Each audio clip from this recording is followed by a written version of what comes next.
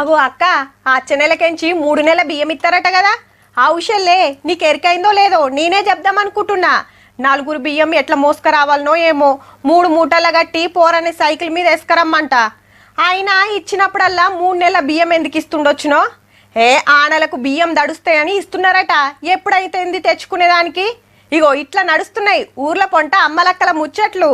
ఏమైతదని లాపర్వా చేయకుండ్రుల్లా, పక్కా KYC చేసుకోండ్రి, లేదంటే ration card ఉంటదో పోతదో. మళ్ళా అదిగిన 4 రోజులే టైం ఉంది. శుక్రవారమే లాస్ట్.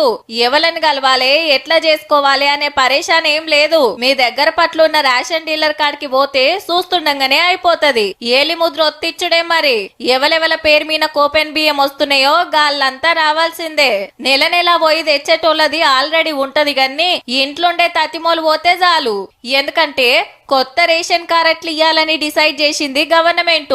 కాలం చేసినోళ్ల పేరు మీద కూడా బియ్యం పోతున్నాయి. గసొంటి కటింగ్ చేస్తానికే గీకమతు.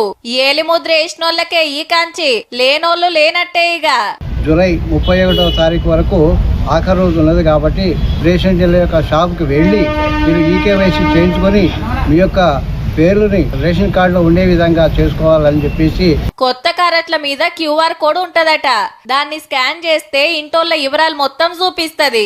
చిన్నగా ATM కార్డ్ అంతా చేపిస్తారట. గందుకే ఏడాది 2 ఏళ్ల సంది చెప్తున్నా చాలా మంది ఏలి ముద్రలు వేయలేదట.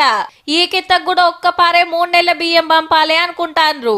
ఇదంతా మంచిగానే ఉన్నది గాని కొందరు రేషన్ డీలర్లు దుఃఖం తెరుస్తలేరట బియ్యం పంచుడు అయిపోయిందని. అట్లా కాకుండా ఈ 4 రోజులు పొద్దాకుండేటట్టు చూడుండి సార్లు. అందరు పోయి కేవైసీ అప్డేట్ చేసుకుంటారు.